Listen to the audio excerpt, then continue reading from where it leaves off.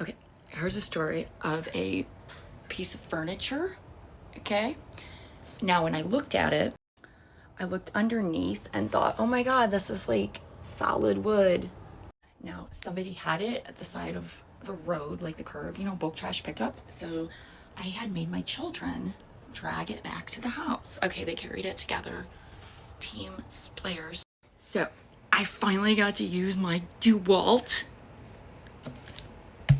handheld sander.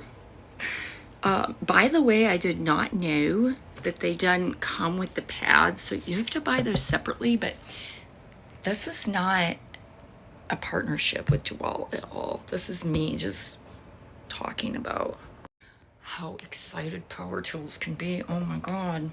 Never in my life. Listen.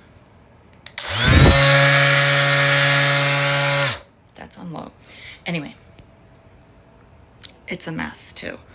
Maybe you guys have tips for how not to make those so messy. This by no means is like perfect, but it's like my first real go at like restoring a piece of furniture. So I'm just gonna do with what I did, even though I could probably make it better, but it's not meant to be perfect. So basically what I was able to sand it, and then it created all these like indents, I guess, where the material was. So I found out the top was not actually solid wood, it was like pressed wood. And so I filled in with this stuff that the guy at the Home Depot suggested, really to fill in like the holes, like, because I said I wanted to take out like, wow, my shoulders look good in this ink. Damn. Wow. Hey, how'd that happen? Sorry, I distracted myself.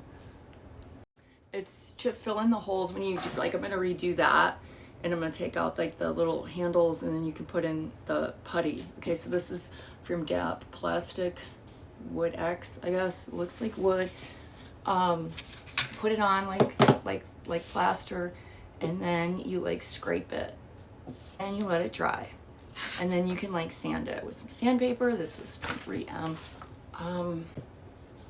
I sanded it again with this, and now I'm gonna wipe it down, and I feel like it's ready to paint. The only other thing I need to do is I had to screw these. Fortunately, I had an Allen wrench and a Phillips, and then I need to like put a felt bottom somehow. I don't know how to do that. Looks like I'm gonna need, I'll probably just get 4. It might take some work to get the legs even. Not really sure. If you guys have any suggestions, leave them in the comments. But I might have to do a part 2 after this is painted. So come back.